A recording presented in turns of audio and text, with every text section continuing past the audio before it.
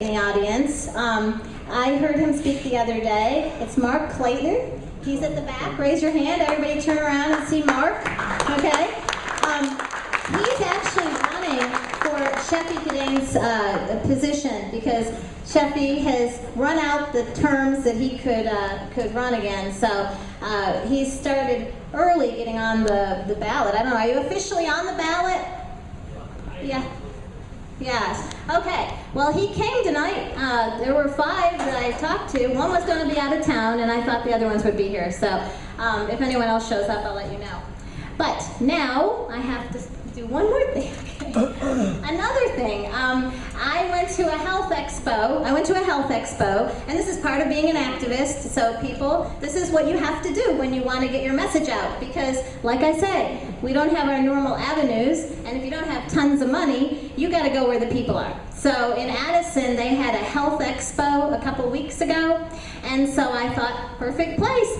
I was so welcome there. When this one lady kissed me on the cheek, oh, you're fighting fluoride, which you will find as you talk to people. Most people are like, yeah, I heard that's bad. It's unfortunately, a lot of the dentists and the people in charge, like at City Hall, they're the ones that are still promoting it. Well, I met this young lady, and she's going to come forward and tell us something, but let me tell you, this is Nancy Addison, and she is a third-generation Dallasite.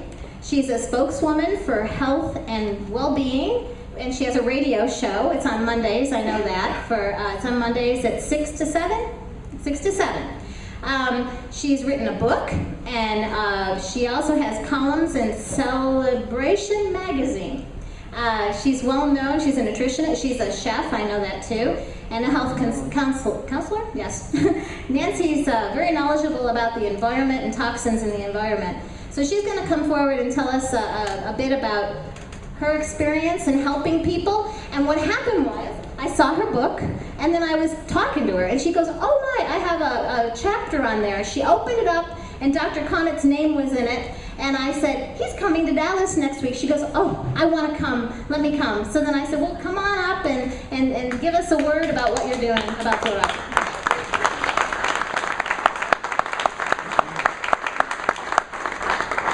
It was so fun meeting Regina, and when she started talking to me about water, I was married to an environmental trial lawyer for 23 years, and so I started learning 27 years ago about water quality and air quality and all the toxins in our environment.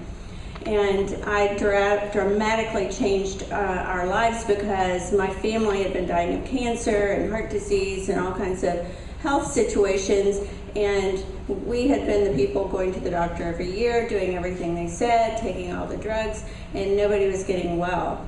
And so when my father died of cancer when my son was 1 year old, I started looking at my health situation and thinking, you know, I want to see my grandkids grow up. And so I got drugs out of the house, and I considered all pharmaceutical drugs and things drugs. And my husband being an environmental trial lawyer, I knew all about waste, toxic waste from factories, from all kinds of incinerators and landfills and things like that.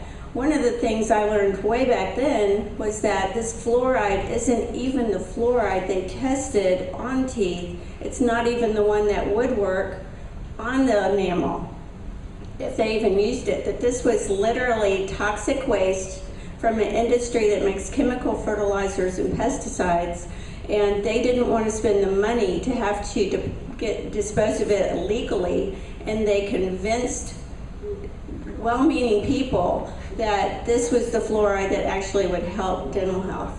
And so what they're doing is literally dumping toxic waste into our water because they don't want to pay to have it deposited properly. And I just think that's criminal. That's treason. Yeah. Also, I counsel people on health and nutrition, and one of the things that I tell my people first thing out of the chute is you cannot drink the tap water here. Absolutely, without a doubt, it will not help your health at all. And one of the sad things is most people are extremely dehydrated. One of the main causes of diseases today is chronic intercellular dehydration. And so if you are afraid to drink the tap water because of all the chemicals and drugs that are put in it, then that just, I think, exacerbates the problem. And I think it particularly hurts the poor, less economically soluble groups, because they can't afford to go to the grocery store and buy the pure water. And so I think in many ways what they're doing by adding this to our water, it's creating really bad problems with everyone across the board. I had this one client who came to me and she had some really bad health problems, and I knew she was drinking tap water.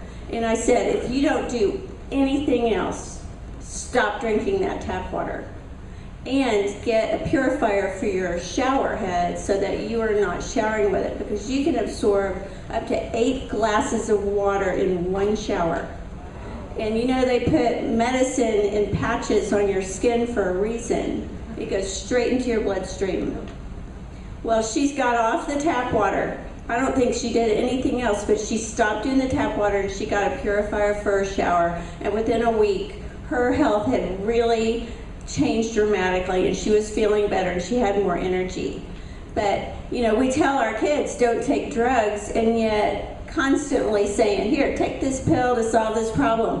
And I think psychologically in their subconscious, they're seeing that hypocrisy.